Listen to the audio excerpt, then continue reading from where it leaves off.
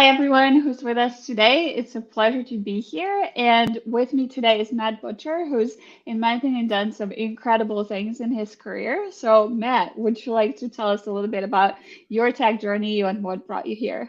Sure. Yeah, and currently I'm the CEO of Fermyon Technologies, but I'll rewind back to sort of how I got into cloud and how we kind of made this journey, how Sasha and I know each other. It's, I originally, kind of got started in my career mostly interested in content management systems. So I worked, in a system called OpenCMS for a while, which is a very powerful Java CMS. I worked in WordPress and Drupal and a bunch of the other kind of PHP CMSs. And I had envisioned that as sort of being the tech career for me, right? I got hired at Hewlett Packard at HP to do CMS work for this brand new business division they were working on called HP Cloud. And so I came in, to do the website, to do the developer documentation and the kind of stuff that CMS people do. And as I was writing the documentation for, how OpenStack worked, because HP Cloud was built entirely on OpenStack, and how, as I was going to these conferences and seeing the interesting things that were suddenly enabled by cloud, I just was absolutely enamored with this. For example, up until then, I had really thought about all of data center life as being essentially like this. You got one piece of hardware. It has exactly one operating system on it. You got to wedge all the applications that you need to run on that server into the same operating system and manage them very carefully because you have shared libraries. And then I get to this cloud world and I'm like, wait, you mean you just package up the operating system and ship it off and it runs on somebody else's hardware? I mean, it felt like it was one of those moments that just feels like magic, right? When all of a sudden some kind of presupposition that's like baked deep down into your mind just kind of explodes and you're like, oh, I'm going to have to rethink everything. So that got me so excited that I went to my boss and said, okay, I think this cloud thing is a lot more interested than this CMS thing. And that sort of began my switch over from the CMS world into cloud, which has now been the bulk of my career. So So this is a really interesting story, like because I also like the kind of the origin story a little bit in terms of how we got here, and it's I think what you're describing is the experience of realizing what else is automatable, like uh, right. So it's like it like you think that you have to have pad hardware that like someone has to handcraft, and it takes 3 months to go from procurement to a server to yeah, something that runs your yeah. application. Then suddenly like, oh no, I can provision it with a click of a button or a script, and like I don't have to worry about it. And suddenly you wait, so many more possibilities, right?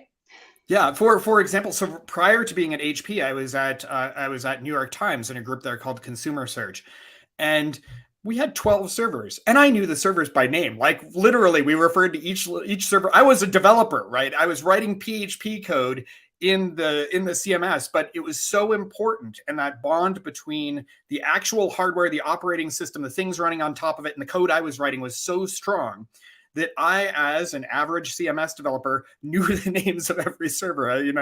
They were very much in the pet category, right? And that's, come from that into the cloud world where it's like, I don't know, there's a server there, it's running my operating system. The OS, the OS is the thing I care about. And if it gets shuffled around from one server to another, as long as the server works, I really don't care much about it at all. And that was exactly that kind of aha experience I had there. And then it extends out to storage and networking and all these things where in my head I had sort of compressed everything down to there's a box racked somewhere in a data center, and I need to know something about that box because it's doing something very important to me. And suddenly it's kind of like, yeah, there's a service out there that I use a REST API to configure this web dashboard, and that So was then that you moment. obviously moved into like lots of services and lots Yeah, of so yeah. So I um, ended up at HP. I ended up doing the PaaS platform for HP Cloud. I ended up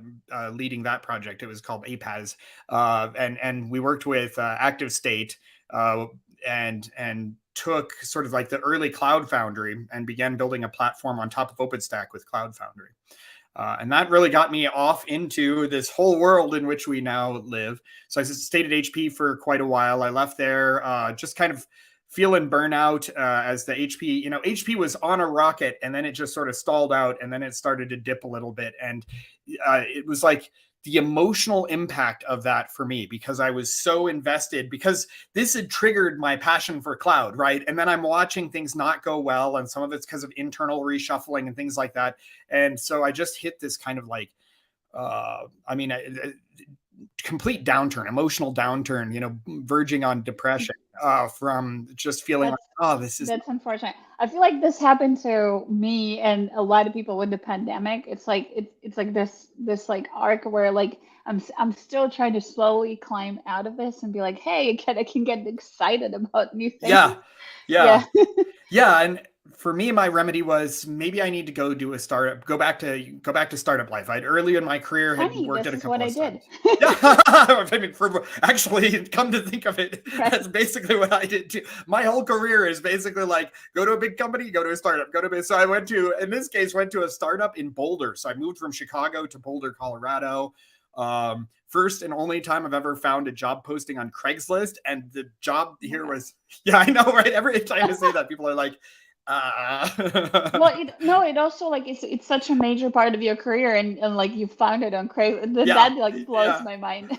Yeah, and it actually, so it was a recruiter who posted it on Craigslist, and I called her. Incidentally, Zyla, the recruiter that recruited me there, is the recruiter we use at Fermyon now. But at the time, she says, "So how'd you hear about us?" And I said Craigslist, and she says, "Really?" And I said, "Yeah." And she's like, "I don't know. I just threw that out there as an experiment." And I'm like, well, I guess you can interview me and see if it worked. So I ended up in Boulder at this startup called Revolve that was doing IoT. So essentially I went from, HP trying to build a big cloud to the IoT space on the extreme opposite side where we were dealing with small devices. But there I was doing cloud work as well. I was running their cloud. And it was what I needed, right? I just got introduced to the Go programming language, so we rewrote our system. We wrote our system in Go. We were in this kind of cutting edge space. All the standards and specifications were still emerging. It was great fun.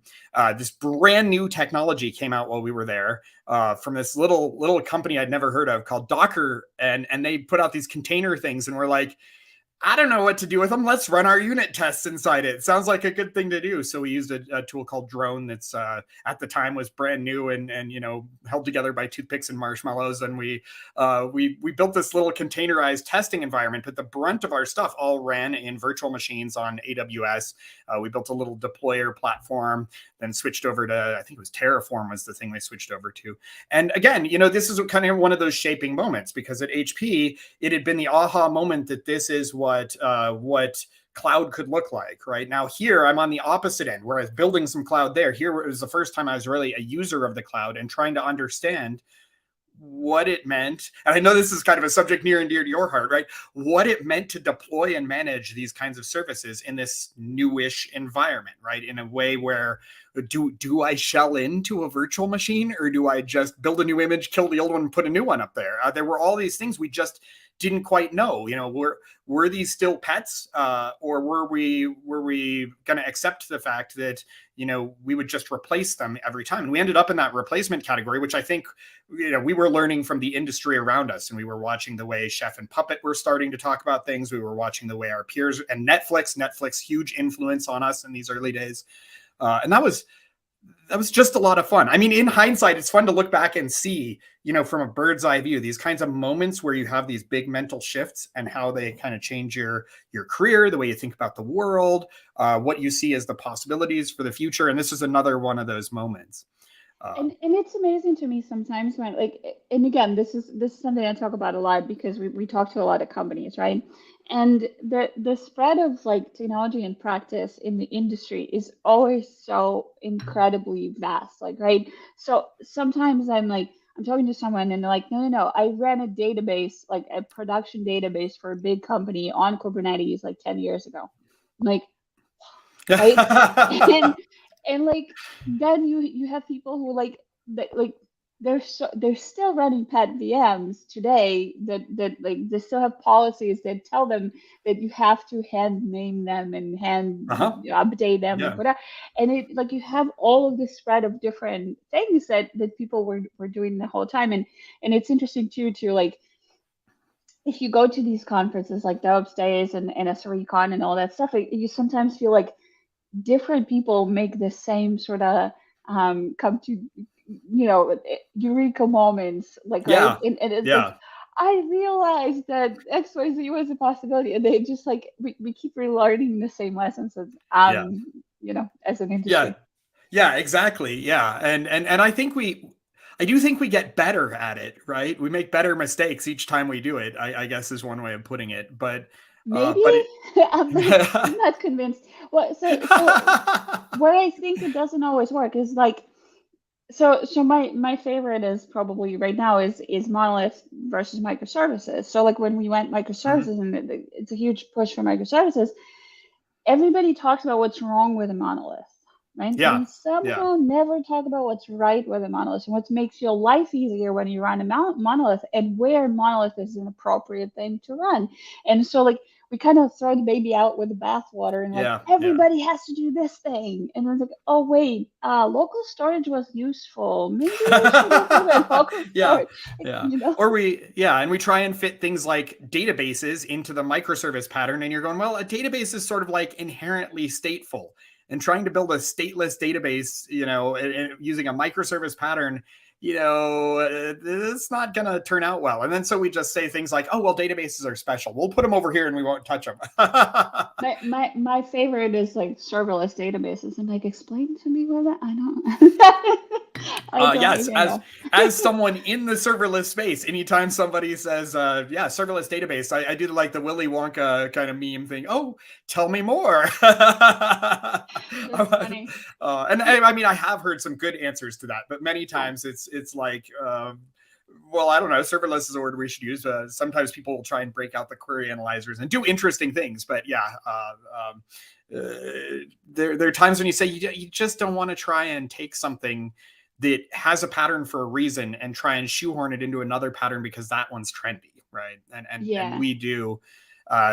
In I mean, I wanna say that, like, because it's so easy to mutate software, compared to a physical object where you actually have to have tools and exert pressure, because it's so easy, maybe we're particularly prone to uh, chasing trends. Maybe I'm not sure. I'm not sure. Well, and so you're hitting all my pet peeves. Like, so these like these are words I say constantly.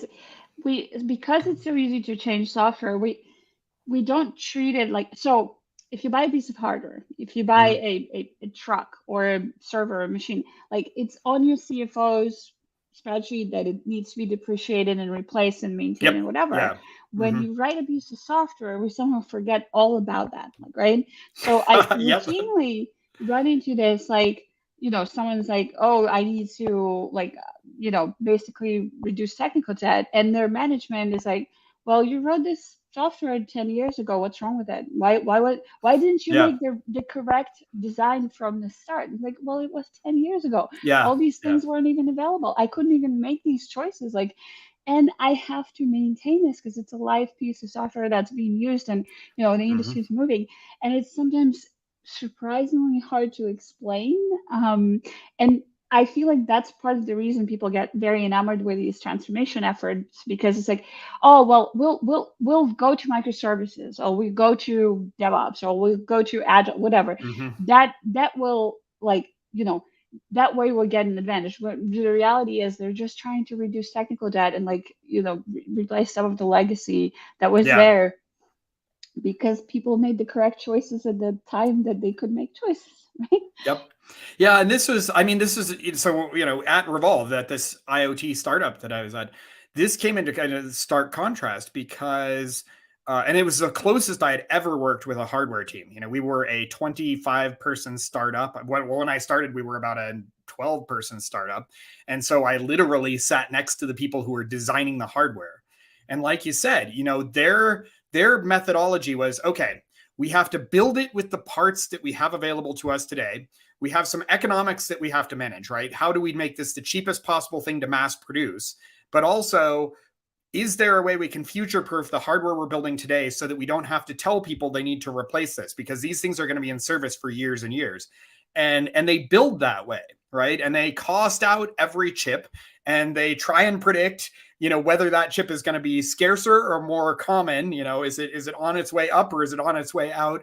Because that'll have an impact over the long term of and they're thinking about all these things as they design this piece of hardware that they know is going to sit on somebody's bookshelf doing its IoT thing for 5+ years. Meanwhile, in software land, we're like, YOLO, today's trend is, and it is, and Agile, Agile was very big at that time. And Agile does not necessarily, is not a toolkit that is amenable to getting the average engineer, right? People like me at the time, the IC, to think about what we need to be doing in 5 years, right? Agile is about what I need to be doing in 2 weeks to maybe a couple of months is my horizon, maybe a quarter at the top end. And we might have done ourselves some disservice there because we got ourselves into the pattern you just described, where it was kind of like, there's some stuff we need to have a plan for the things that are deployed out there and are stable but need to be shepherded along their lifespan. But we also need to have a plan for the greenfield development we're doing so that it falls into a similarly manageable category. And I think that my general gut feel is that with Agile not being so shiny and so new now, we've kind of fallen into some slightly better patterns than we were at that time. But I think it's very easy to, on one hand, chase trends, and on the other hand, neglect to invest the I guess, would you call it maintenance effort, the upkeep, and in the kinds of things that are necessary but also stable right now. Yeah, I think so. It's interesting. I've worked for like a company that managed hardware as well as software only once, and it was years ago. But it was like microcontrollers, so it was like mostly tiny devices, so probably comparable to the IoT experience. But I remember this, like, if you made a mistake in hardware, correcting the mistake was almost impossible. You had to turn it into a feature. We got shipped some device, and it was like, if you write to a particular register, like the device would reset. It wasn't in the spec, it just someone made a mistake, right? Yep. So we like literally wrote code to avoid that particular register. It's like when you start breaking it down to like assembly level, because you're like, it's way too, there was 5,000 devices shipped. Like, there's nothing you can do about it. You just have to do something in software. It's just, there were some very funny things there. That's like the equivalent of having a highway where a sinkhole opens in the middle of the highway, and you're like, I don't know, let's just turn the road around. There was all sorts of like these stories where like the hardware is slightly malfunctioning and there's nothing you can do, and because it's extremely expensive to redo and reship, and so like you just do these weird hooks on top of it. Yeah. I mean, I'm afraid we all have some of those, skeletons hidden in the basement. But yeah. So we were at Revolve, doing the IoT thing, and it was a commercial IoT thing, and Nest was just on the rise. Google acquired Nest, and then Google kind of showed up and acquired us as well, and we got rolled into the Nest team there. So I went from this, HP giant company to little tiny startup, with 20 some people, and then into Google. And again, kind of on this journey, right? We're watching like the very early rise of containers. And then I get inside of Google. And while my job was security there, Google was very open internally, and you can start to sort of play around with other things. And I got into the internal version of App Engine, and that was how I first kind of came into contact with Borg, and started talking to people who were on the SRE That's a team funny there. Sentence. Came into contact with Borg. Resistance is futile. One might say I was assimilated. Yeah. True. Okay, so tell me more about that. and that was the first time I had ever seen any.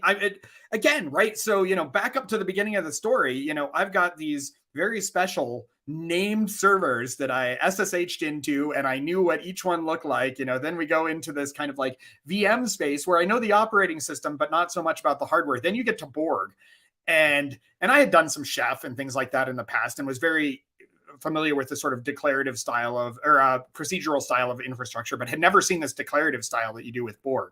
And it was like, Honestly the first time I came into contact with this system. Ha! There we go again. There's going to be Star Trek puns all over. My first contact with Borg was, like, what is this monster? I mean, this thing. What were they thinking when they built this? How do I write my little chef script to do something on this thing? But it Interesting. was then I started to see kind of how it worked and got a little more enthusiastic about it. I ended up never really using that in production. I was focused on doing, believe it or not, door locks inside of for Nest. We were working on the sort of next generation of IoT door locks. But that was kind of the first taste I got of that way of doing infrastructure. Also because of the way Nest worked, very much my first introduction to the whole idea of like a pod and services and things like that. That if you're in Kubernetes, you recognize as kind of core concepts. For me, they came out of my exposure there internally to what Nest was doing and what Google was doing. So I how didn't. did you get to this? Yeah, so I didn't really, as much as I found Google's infrastructure fascinating, door locks were not my passion. If this is a story about chasing one's passion, you get to door locks and you're like, yeah. I do sometimes find, some of my friends with like 3 PhDs or, their research in Google is about what color to put a button in Chrome. And I'm like, that's cool, but also, I think I got to this point, right? So we're doing this cryptographic architecture to secure the door lock, right? And we're arguing through the nuances of how to assemble the keying material and how to do this thing. And one of this like new PM in the group kind of raises his hand on the side. He's like, but couldn't somebody just smash the window and get into the house that way? And there's that moment where you're like, yep, my life is futile. That's funny. I mean, the concept it's where the concept of security is like just do better than your neighbor, kind of like Yeah. you just have to outrun your neighbor, not the bear, right? Oh, But yeah. it's funny because it's like the same for physical security and for software security too, because every if someone wants to hack into you and like if it's like a government sponsored or like a serious organ, like they will hack into you, like there's nothing you can do, but you can secure yourself a little bit better than the person next Yeah. door, and then Yeah. resist the silly hackers. I don't know.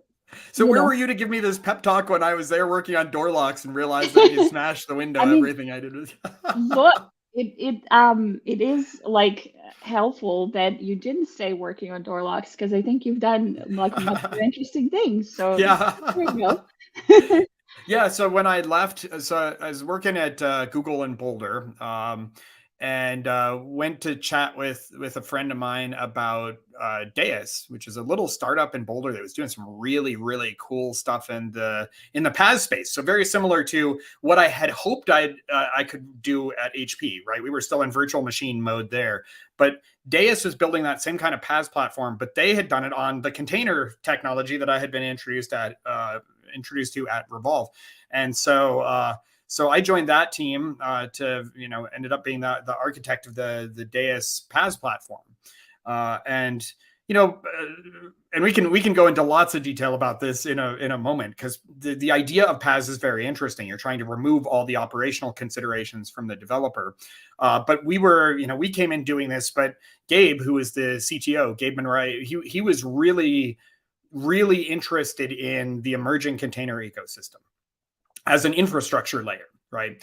And so we were trying all kinds of orchestrators. I think it was originally built on the one CoreOS did, which I'm forgetting the name of at this moment.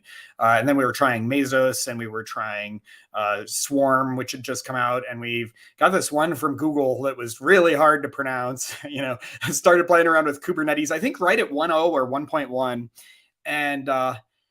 And things kind of started to click. Gabe really liked the declarative thing. Declarative was a big deal to him. I kind of was like, oh, so these are the concepts from some of the stuff I, originally hated at Google, but then kind of grew to love over time. Yeah, this would be really interesting. And so we started kind of investing some R&D time. I gradually moved off the PaaS team and onto, I had this little R&D team. There were 3 of us, and our goal was to see if we could rebase the entire PaaS platform on top of Kubernetes with containers. And at the time, I didn't have a whole lot of justification for choosing Kubernetes other than anything else. It just felt right. I But mean, you made a good choice because like yeah, there was a moment where Mesos seemed like very exciting, or Cloud Foundry, or any of these, yeah, yeah. and it's kind of funny how like companies who chose one of them ended up with kind of the wrong decision, and it's not at the time. I think it was kind of difficult to tell who's Oh going to yeah. win. Yeah, well, yeah, and Mesos was pretty mature and very stable, and Kubernetes 1.0 was neither mature nor stable, and we were building from the source repository every night. It was very YOLO compared to Mesos, or even to just kind of the pre-container orchestrator ecosystem, right? We could have scheduled these things with system D style scheduling instead of using, but for Gabe, it was like the concepts here are moving in the direction he wanted. And for me, it was like, yeah, this is resonating with what I liked about Borg, and a lot of the stuff I didn't like the giant mega behemoth. Talk about a monolithic system. Beneath every microservice at Google is a giant monolithic system that goes all the way down to the power management level. And it's like, I don't really like that experience. It's just it's way too complicated for an individual operator, or for a handful of operators. It takes a Google-sized army of highly skilled engineers to run something like that. And so here, Kubernetes was the happy middle ground. And so we began, rebasing Deis workflow on top of Kubernetes. Out of that is where the Illustrated Children's Guide to Kubernetes and Helm both came from. But yeah. Nice. So here's like this is my selfish interest. I think it's a very interesting thing. There were people very excited about this as PaaS, right? And it seemed to be like working really, really well. And then I don't know what your take on this is, but I think it kind of didn't take off. Whereas like later Helm took off and became like the de facto standard in the ecosystem. And it's just kind of interesting, like as building that platform, what do you think? Why do you think the dynamics were the way they were at the end? That's a question that sounds like it should be an easy answer, and it's very complicated. I mean, Deis got acquired by Microsoft, and effectively, the reason we stopped working on Deis workflow, the PaaS, wasn't necessarily because we weren't gaining traction. It was because we were the N100th PaaS platform inside of Microsoft. But it is true that we were kind of struggling to understand, where do we go from here. So PaaS, early PaaS, and here I'm thinking primarily like Heroku, Cloud Foundry, and the early ones in that realm.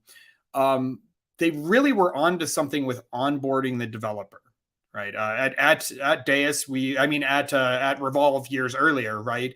We had used early Heroku to build and deploy our applications. Well, the reason why was because as a 14-person startup, there were only 3 of us on the software team, and none of us were SREs, DevOps, or platform engineers. We were all application developers, and Heroku really helped us streamline that particular approach. But then as we got increasingly mature in our development model, and we hired a couple more people, and we realized what the limits were, we outgrew the PaaS. And that phrase right there is the issue with PaaS that has to be addressed, right? We outgrew the PaaS. How do you get to the point where teams do not outgrow the PaaS? Because it remains to be useful for small teams. How do you get it to the layer that it works for bigger teams? This is 100% true, and I don't think so. I actually like PaaS a lot, like right, and I've converted a lot of people to using PaaS products in the past and whatever, but the problem is everyone wants PaaS until they don't, like right. Yeah, And so yeah. you buy into it because it's like makes your life easier, but then eventually you always run across the use case where you can't have it because it's not customizable enough, right? Yep. And then the vendor has the choice of like, either I customize this for every client, which becomes completely unmanageable, because then at that point you're managing like complete sprawl of versioning and different customization options in your software, or you just say, you know what, if this isn't working for you, you move on, like right. And Yep. so I think it works in some cases. Like you can find like to me, like Microsoft, like Azure Web Apps were working really well because they're relatively consistent. They have a tech stack. And again, it worked well for .NET, for Windows .NET stack, and then you see them branching into Linux, and that doesn't really work because it's, Yeah. again, you try to maintain too much variability. So as long as you cater into your core customer, like Yeah. PaaS works wonderfully. But the moment someone grows too big or has different needs, you always run across this wall where like you just have to switch to a custom development. And Yeah. I don't. Yeah. So it This didn't. is I was wondering if we would agree on this point or if you would have a different opinion about this. no, and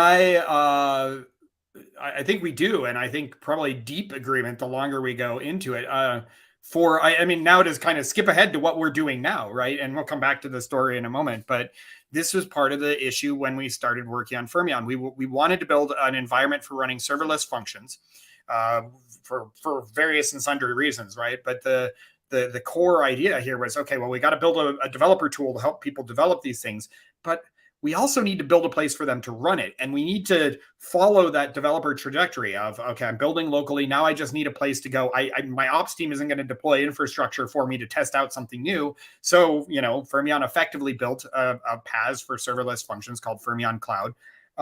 But we knew as we were doing that this whole project would not meet the expectations we had if we couldn't also tell the story. What do you do after you've outgrown the PaaS layer and you need to work inside of Kubernetes, or you've outgrown the PaaS layer and you need to work inside of a very specialized bespoke technology that maybe your company has and nobody else does, right? We knew that we needed to insert flex points in there because again, the fear is if people outgrow the PaaS, yes, on one hand, you lose business, right? Yeah, that's a concern when you're a startup. Don't get me wrong, but on the other hand, what have you just done to the developer? You have done this. You have said, trust me, this is the way to build it. You follow all these little things, and then they get to the point where they kind of reach the apex, and you go, well, my job's done here. Now you can rewrite that application and run it in some other environment, and it doesn't do them any favors, right?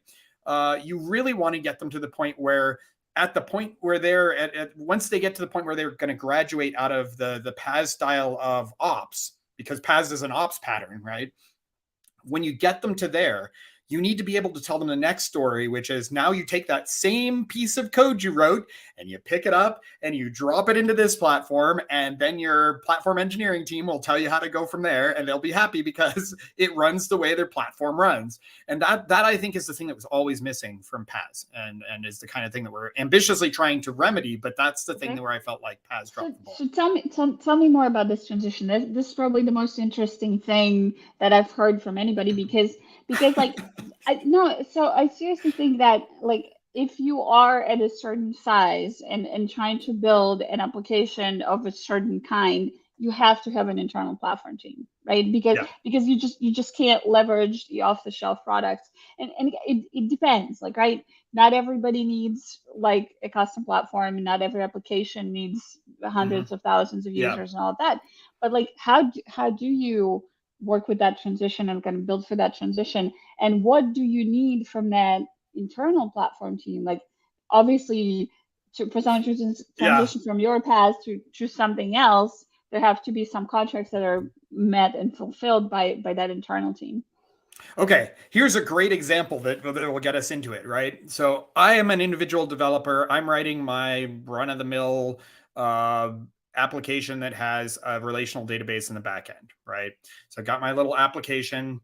By the way we cheated with this at Fermyon is by narrowing into the serverless use case, then we had one very specific developer design pattern, and everything gets a lot easier when you don't have to handle all the different developer design patterns. But we'll get back to that, I'm sure, a little bit later. But you write your little piece of code, needs to connect to a database, and you're first in this early stage. You're like, hey, PaaS thing, I need a database, and PaaS thing says, well, go wire up this service, do some stuff over here, and then you'll have a database, and, you go and provision something and you've got a database, but it's all sort of inside, it's scoped to the PaaS. You clicked on an extension manager, you installed something.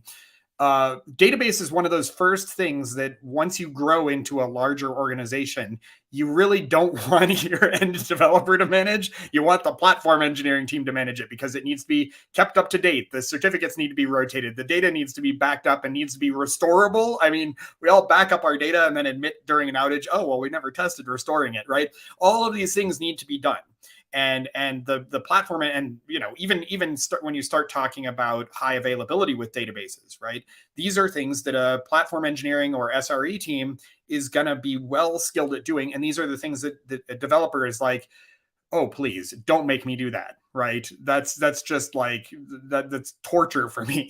And so that's one of those points where in PaaS world, you kind of get to that point where the developer has built an application with a database, and then you need to make higher reliability guarantees. You need to be able to do some things on your networking layer that the PaaS doesn't allow you to do, and you have to move it. And typically, we have no good story for moving that off PaaS and onto, say, Kubernetes, for example.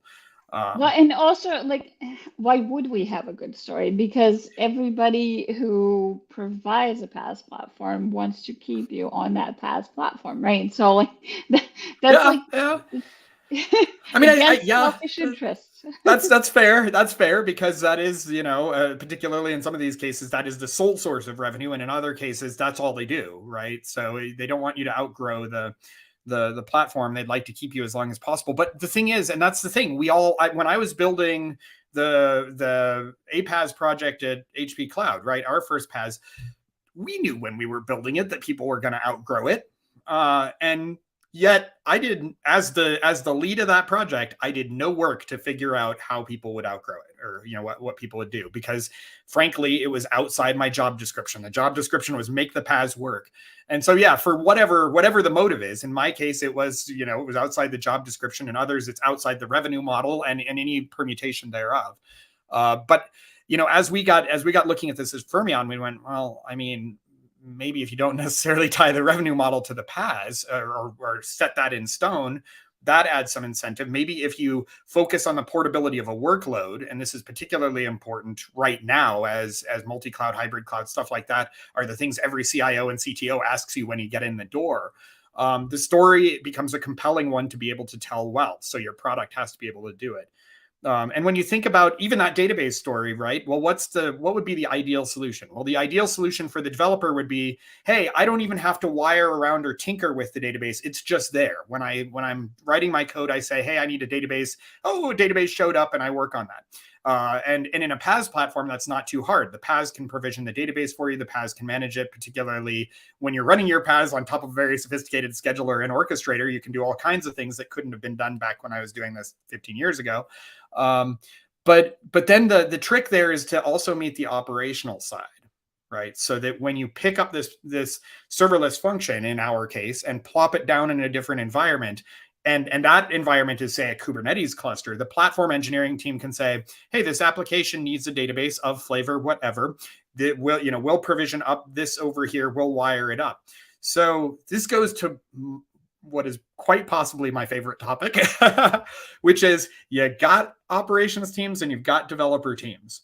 And the whole history of the cloud, and maybe even a little bit before, has felt like a tug of war between the two, where it's like, yep, platform engineers are dragging developers toward Kubernetes. And well, actually, it really starts with developers are dragging platform engineers toward containers, which had no operations story when they started. And then Kubernetes comes along, and the platform engineers are dragging the engineers back toward, Kubernetes. And suddenly Helm charts are a big deal for developers, which is shocking to me. And then now it feels like the other way, right? That the engineers are again trying to drag all the platform engineers back toward the no-opsy kind of model. And to me, it has always been like, okay, well, what we're failing at here is defining what the separation of concerns is. What does a platform engineer do? What does an SRE do? What does a software engineer do? What does a developer do? Yeah. And then try and say, okay, can we build a technology that enables the platform engineers to do the things they need to do and do them well and have a lot of flexibility, while giving the developers that kind of experience where they get the platform and they get the things they want out of the platform, but they don't have to think too hard, or better yet, don't have to manage at all the underpinnings of the platform. And, this is idealistic Matt saying, if the world were perfect. But I think if you think about it that way, as you're designing a system, then at least you start to lean into saying, okay, The developer experience has to look like this. The operator experience has to look like this. What's the gap between the two that we can fill in so that you don't get angry developers throwing code over the wall and saying, works on my machine, and you don't get angry platform engineers going, it's 3 a.m. and we have an outage, and the only way to solve it is to get the developer to rebuild their container with a different version of this library in it. And both of those are sources of major anger in organizations. It'd be good if we could find ways to fix those kinds of things.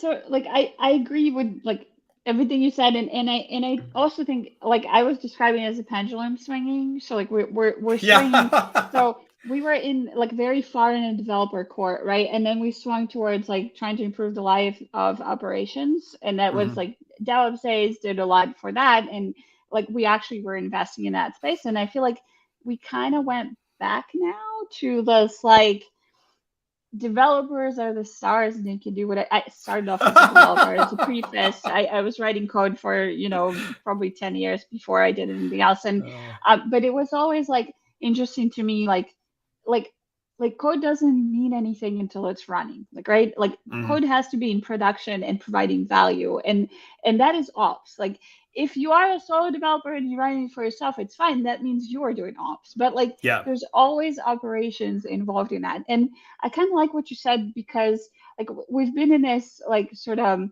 dynamic where like, oh, everybody has to know everything. It's like it's impossible. Like you can't teach every developer every intricacy of how Kubernetes runs, but you also shouldn't like your operations today have to write some code, but like I don't expect them to be proficient in like flavors of C++ or whatever. Like that's not actually useful. So it is like a balance of, I think what you were describing makes a ton of sense, because it's like it's contracts, like right, like what do I need to fulfill as an ops person or SRE? I like the word SRE here because SRE has like more clearly defined roles and responsibilities, and also SREs at Google, and you spent time at Google and I haven't, but as far as I know, SREs at Google are empowered to accept or decline to take your application on, which in most companies is not the case. And that's true. I think to me is a lot of times a core problem, because like if I as a developer can give ops anything I want and say you run it, your problem now, that's a problem. Like I'm pushing all the trash downstream, like I'm pushing all the fires downstream, right? Whereas in properly empowered companies, your SRE or ops or whatever you call them can say, no, we're not going to run this because it's written in such a way that we can't wake up at 3 a.m. every day and you know, fix fires, like, right? Like it just cannot maintain the uptime or, you know, reliability that we need, right? So I was talking to a friend of mine a couple of years ago about trends in this area, right? And in particular, very particularly, you know, what developers were doing versus what operations were doing. And I was very much advocating for the developer experience. And he, with his background in DevOps and then on and into platform engineering, he was advocating for the operational aspects of a thing. And this one phrase really stuck out at me. We were getting onto the serverless functions thing. Specifically, in this context, we were talking about Lambda, AWS Lambda. And he, at one point, kind of in frustrated voice, right? You could tell I was getting under his skin. He's like, look, Lambda is the Frankenstein's monster of the DevOps world. And I'm like, whoa, that's not what I expect. And he's going, look, we've got Kubernetes. Kubernetes is a great system because there I can control all the knobs and dials. And it's really up to me as the engineer that I can have, you know, I can either have the developer deliver me a container, or I can have the developer, if they need to, deliver me a Helm chart. And he's going, in either of those cases, then it is up to me to figure out how to fulfill all the contracts behind it. He's going on and on. And then he goes, now look at Lambda. Right now, the developer is doing all of this stuff in an environment that I can't control, and I have to grant them a lot of access. And they're the ones stringing together the services, and they have to do it because it's all kind of bring your own stuff. As a developer, I need a database, so I'm going to provision this database. Oh, ops team, by the way, here's a database you have to manage now, right? So it's a very opposite of what you were just describing in the Google situation, where he felt like he had this well-controlled environment where they could implement policies and procedures. And then they had the Frankenstein's monster over here that didn't follow any of the patterns they were using in Kubernetes, was outside of Kubernetes, was managed by a development team separate from Kubernetes. And yet if there was an outage, he was equally as responsible for Frankenstein's monster as he was for his small little Kubernetes utopia. And all accountability, no control. The worst job you yeah, could ever have, right? yeah. And that's a running case in a lot of cases, not all cases, but a lot of cases, the platforms that claim to be no ops actually means that it's running until it's facing an issue. And when you have an issue, you actually have no ability to fix it as an ops person. And then you like just basically stuck with this big fire and like calling the vendor or something. And it just like, yeah, it is probably the worst of both worlds. I don't necessarily know, like, it's not any particular vendor or any particular technology. It's just the pattern. Like and in particular for serverless. So it's interesting. I don't know. I was deliberating if I want to talk about this, but like serverless, like I wrote a book on serverless that no one ever read about Azure Functions. And I was enamored with serverless for a couple of years, and then I kind of really moved on. And the reasons were like, there was a lot. We say there's only two hard things in computer science, like, but honestly, we got it wrong. Like, we should say state is the hardest thing. Yeah. No one talks about state, but almost all problems in the world are about how you keep in state, where you keep in state, how you retrieve it, and when it whatever. So serverless is really difficult in terms of state, and like you always run into these conversations where like, oh, it has to be idempotent, it has to be this, that, whatever, and then like in reality, this is really difficult. Yeah. Right. And then when it became kind of, so there are use cases that serverless does extremely well, like, right, and it super fits the pattern and it will solve your problem like nothing else. But then when there became kind of general push of like, oh, we can do anything, any app with serverless, I'm like, no, you can't. Like, you technically can do anything with Kubernetes, and even then is like a stretch. Like, you don't need to, you shouldn't, right? But like doing every app in the world with like, I don't think that's a good idea, right? So I don't know. Talk a little bit about this, because you went into this startup recently, and so clearly you think serverless has a huge potential. And I have a vague idea of what you do right now in terms of like how your technology is different from what's out there. This is fascinating because you and I went through a very similar experience with serverless. So to finish the story, right? So Deis got acquired by Microsoft. That's where you and I first met, at Microsoft. I ran a team there called DeisLabs. They let us keep our name. And a lot of what we did was just working on all these different kinds of containerized and compute problems, and largely doing all of this in the open source world. We continued working on Helm and built a whole bunch of other tools like Brigade and Draft and CNAB and so on, that were all tools designed to help people make this transition from the older ways of doing things into the container ecosystem, into the Kubernetes ecosystem. And serverless was one of those things we worked on. And I too had this experience of going, it's useful for some things, but and again, and part of the reason that Frankenstein story resonates with me is that's what it felt like. It felt like, yes, I got a little thing here. And if I could, option A, I could only do little things with the little thing. Option B, I had to invest a lot of time in chaining together a whole bunch of little and big things.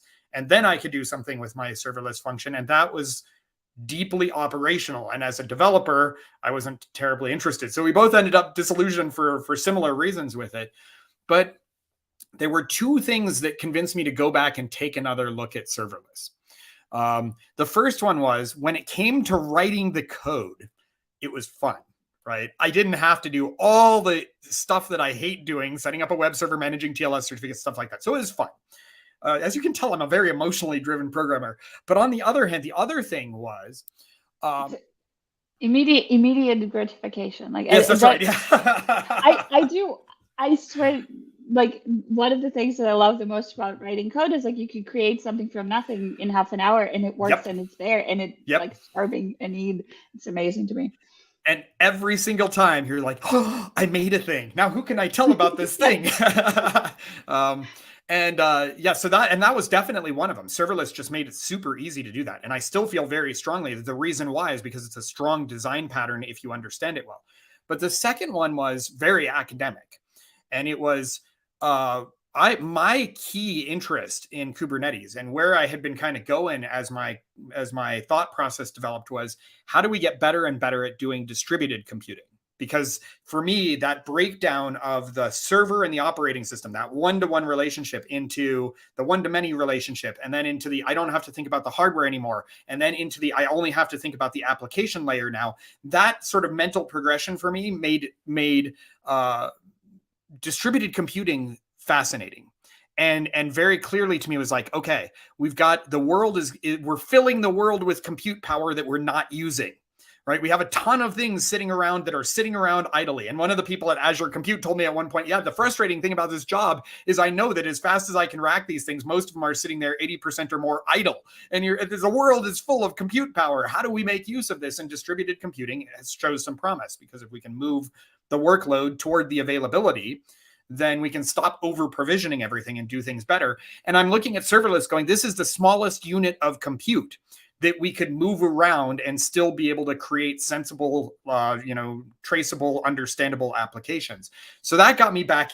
So I went through like this, trough of disillusionment and came out on the other side going, okay, if we could treat it like a distributed computing problem and solve some of the key problems, statefulness, ease of orchestration, those kinds of things, developer experience, the experience of building and deploying, not necessarily the experience of writing the code, because that was already phenomenal. And that is one of those intuitions that was behind us starting Fermyon. So we came out of Microsoft and started Fermyon. Like you're basically saying, like, I can run serverless on a like kind of much less operating system, much less orchestration, bells and whistles and networking, whatever. And like, so the promises your underlying platform needs to keep are a lot smaller with serverless than even with containers, right? Yeah. So that's the advantage. And then so utilizing, so in terms of cloud, that makes super perfect sense. Like, right, you can run this test. You know how many servers are sitting there not being used at any given time. How does this work if you like go into someone's data center, or like, I don't know, many people have what's not quite a data center, right? They have a server farm of some small size, and like, does it still work in terms of like utilizing their underutilized compute?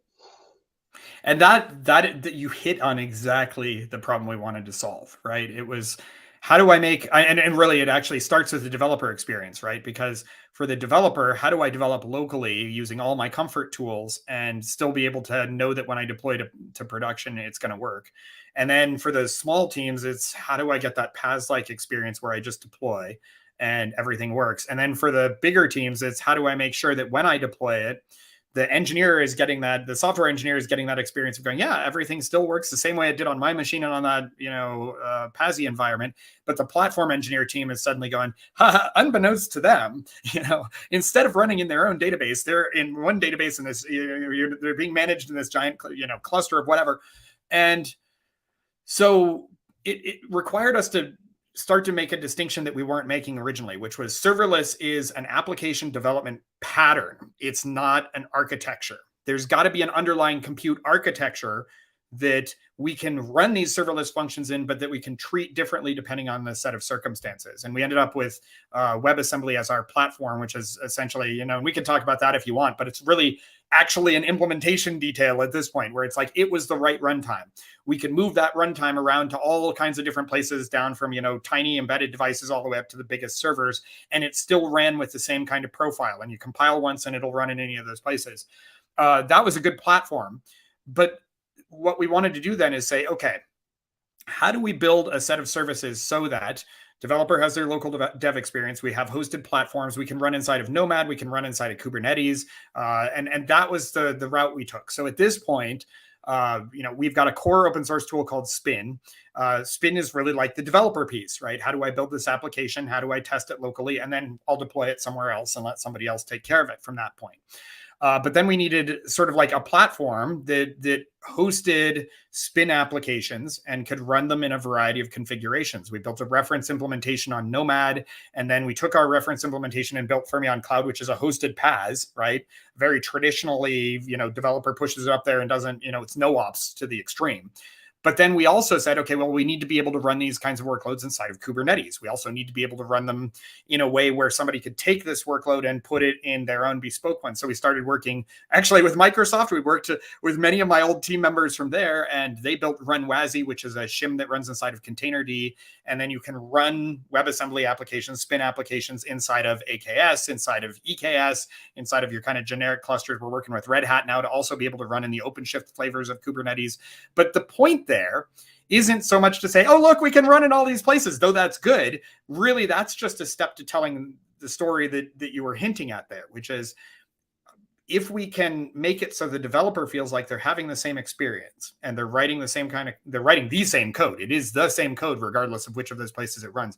But the operational aspect is pluggable, right? And you got the paths when you need the paths. When you outgrow the paths, your ops team says, hey, we're running it on Kubernetes now. You use these commands, you deploy it up to Kubernetes, and we're managing all of the infrastructure. And the developer can then be not necessarily ignorant of it, but definitely less involved in the operational piece. And that's really what you want, right? You want the operations team to have control over the operational piece.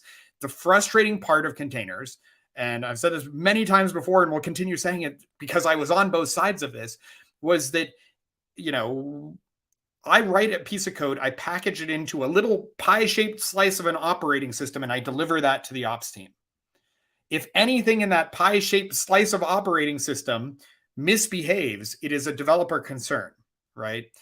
And many of those things that are in that pie-shaped slice of an operating system are actually operational things, right? The web server, the way that TLS is configured, which version of OpenSSL is in there. I mean, talk about catastrophic changes. When OpenSSL has a vulnerability, the ops team becomes the developers team, nightmare, because they're like, we need all of these things rebuilt, right? And we wanted to say, can we keep up more of the operational concerns on the ops team, how the file system works, how the TLS system works, how all of this works, and just keep the developer focused on their code? Serverless functions really good paradigm for that, because the developer is really only starting at the HTTP request response handler, which means the HTTP server and everything below it is then pushed out of the developer's mind. And the operations team in the Fermyon world, the operations team can choose to run this on a Kubernetes cluster, Nomad cluster, and configure it however they want.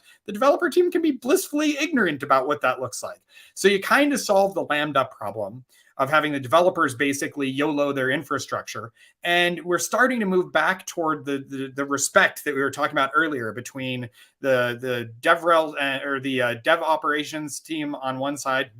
My terms are getting all mixed up. SREs, platform engineers, DevOps on one side, engineers, front end, back end, full stack on the other side. And then you've got a platform that's kind of helping mediate the decisions that have to be made by each of those teams. It's actually you said a sentence that like blew my mind just now. It's like you basically said that in Kubernetes, like a lot of times what you end up with is your developers have to understand more operational concerns that they necessarily want to, and then your operations team is disempowered from fixing operational problems that they do understand and do care about, but they have to kind of go back to developers to ask for changes.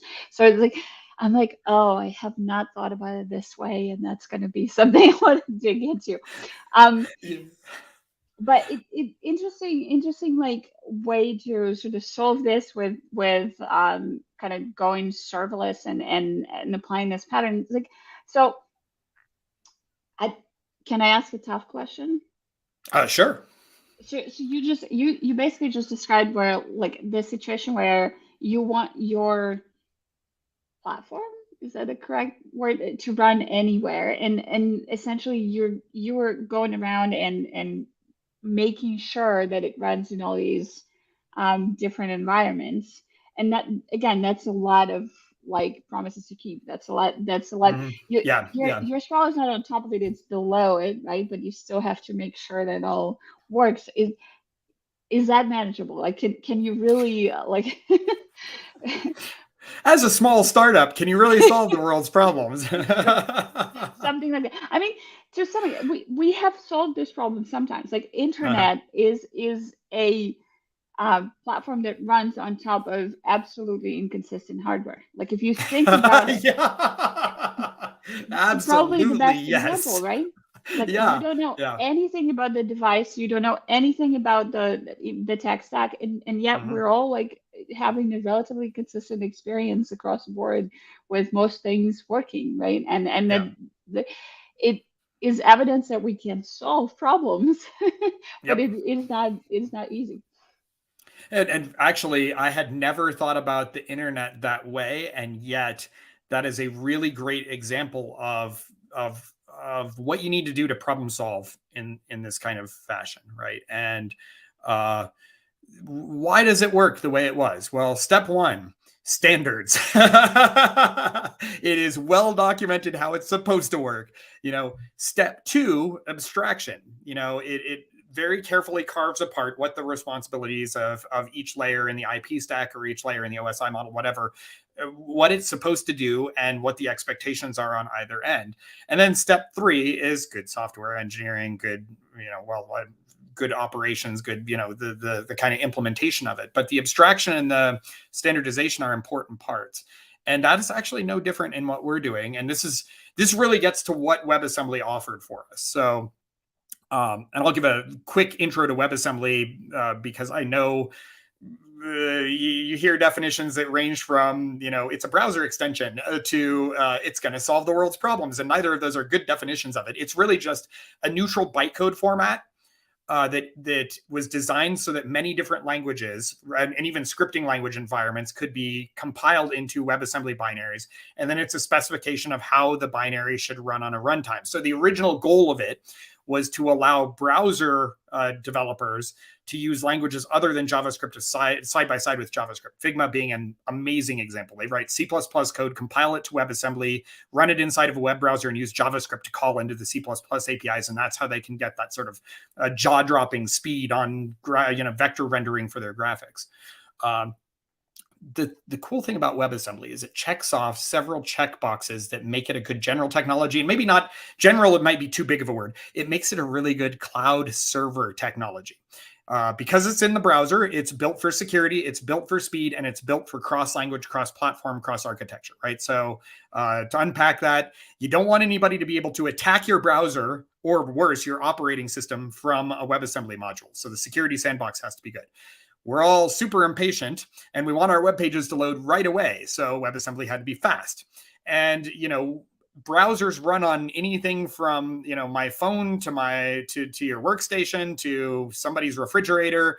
And we need this same platform to be able to, or this same code to be able to run on all those different platforms. And so those kinds of design elements make it successful in the browser. But we saw those and went, well, actually, those are the desirable elements on a cloud, particularly for a serverless environment. Security, I mean, we know really well why security is important in the cloud. I, as a cloud vendor, am running thousands and thousands of people's code, and I don't have any good reason to trust any of those people, right? So security is important to me. It's important to every person who's running on there because they don't want to be the victim of an attack from one of their peers. Security is just the core rudiment of why the cloud can function the way it does.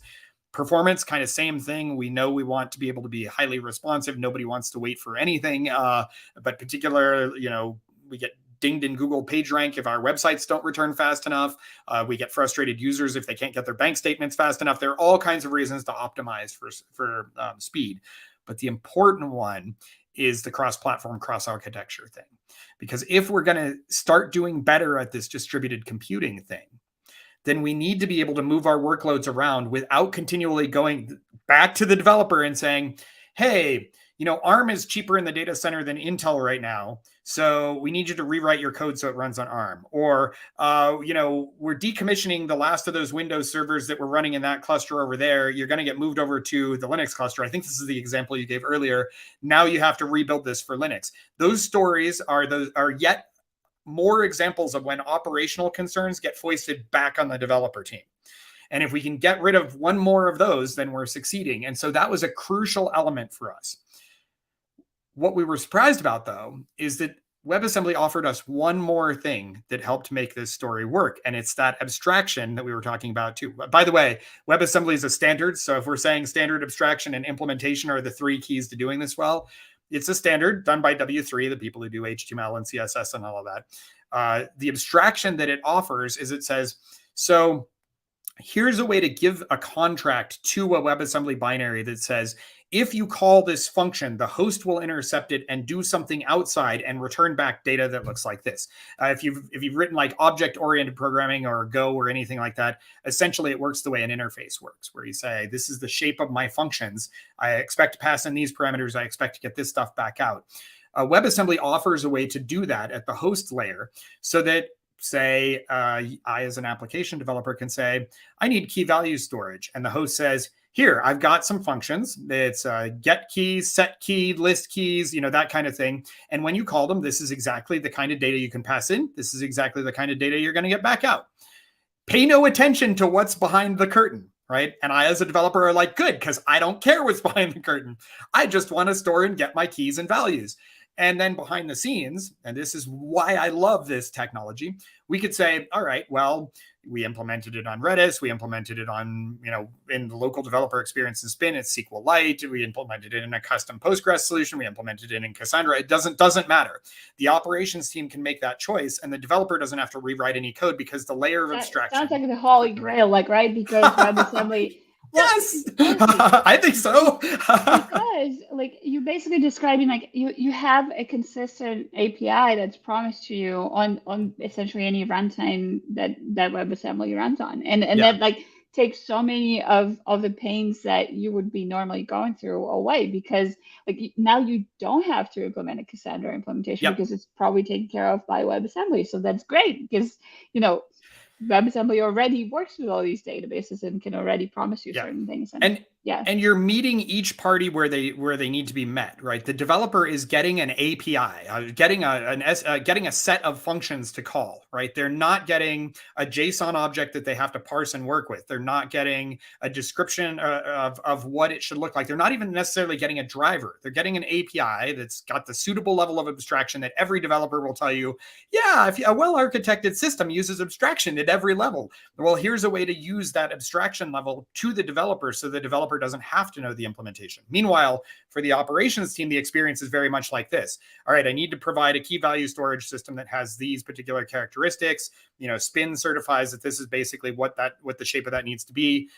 They support, I'll just use the Redis driver. I'll configure Redis here in the host platform. So any of the applications running in here, if any of them ask for key value storage, they're getting Redis backend, or I can do it per application or whatever. And that lets the operations team operate things the way they want to. They can make decisions about, are we running one of these or are we running N of these? Are we running them in a high availability cluster, or are we running just a standalone one because this data doesn't really matter? And the developer doesn't need to know anything about any of that. I honestly sounds really, really interesting and really exciting. And you're solving problems that a lot of people have with that type of tech stack. And I'm really curious to see where you take this. Me too. For sure. So we're slightly over time for what we normally aim for. I'd like to kind of wrap up. So first of all, one thing that I wanted to talk about for a minute is the Children's Guide to Kubernetes, which is behind me, which maybe your best contribution to that. I don't know. I think it might actually be. I mean, yeah, I just found out today that you studied philosophy, which I didn't know. So that's maybe that's kind of why there's so many books behind you, and you've contributed to writing so many. Yeah, I think let's see, all of those philosophy books, all of those. Well, actually, they're over there. Philosophy, yeah. Philosophy, I think. Has really very much shaped the way that I approach problems in general. Because as you can see, you're very much the same way. I wouldn't be surprised if you said you were a philosopher too. You approach problems in the abstract and say, this is what a system needs to look like, and this is how a system needs to behave. And then you can kind of start to zoom in and say, well, if that's the case, then this piece has to work this way, and this piece has to work that way. And that's a technique you learn very well in philosophy. You learn how to read other people's systems and understand them, and you learn how to build them. And I'm more of that than I think I'm better at that than actual programming. I don't know that I'm actually that great at programming. And part of that, I mean, really, as silly as it sounds, that's why the Illustrated Children's Guide to Kubernetes was a thing, is because we realized, so Karen Chu and I co-wrote that originally at Deis, and then we kept working on that series while we were at Microsoft. We actually continue to work on that series. But the question there was, how do we take the implementation details, step back and give sort of a system-based view of things? And how do we do it in a way that's engaging to people? And it turns out writing children's books, or pseudo children's books, because I'm not sure any kids actually like this. How do we do that? Except for mine, whose stuffed animals make guest appearances in all the books. Nice. That's what it's all about, right? How do we make the complex easily digestible? There's a saying that, if you can't explain it to a 4-year-old, you can't really understand it, right? And yeah, I think system thinking like really helps with development, and especially architecture, right? So probably it has tremendously helped you to see the world that way. So yeah, if you haven't had a chance to check out the Children's Guide to Kubernetes series, I highly recommend it. So to kind of wrap up, is there anything new and interesting that you learned recently, or anything coming out that you would like to share? Anything like that? So coming up soon is you got a couple of big conferences, but WasmCon is happening in Seattle. This is the first ever WasmCon, and this is run by Linux Foundation and CNCF. Really, really excited about that. I will miss WasmCon because I will be at Civo Navigate, another conference that is very exciting, but I'll be in London instead of in Seattle. And there's a whole bunch of big announcements coming out there. That one's going to be a lot of fun. And also, I think there's I think there are 5 or 6 talks on WebAssembly there, and how WebAssembly is sort of rocking the infrastructure world, and kind of the cool things that are changing because of that. So both of those conferences are going to be really exciting, and I'm excited to go to London too. It's been a while since I've been in London, and so that'll be. I went this year. It's still wonderful, and now there's almost no traffic, which is kind of magical.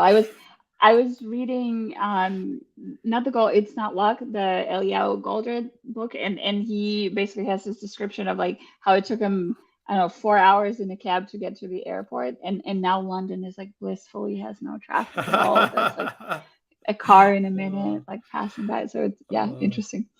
I'll be interested to see that. I went to school in Wales for a while and would go to London here and there on the weekends, and it was like you had to plan your time carefully because of the amount of time it took to travel places. But yeah.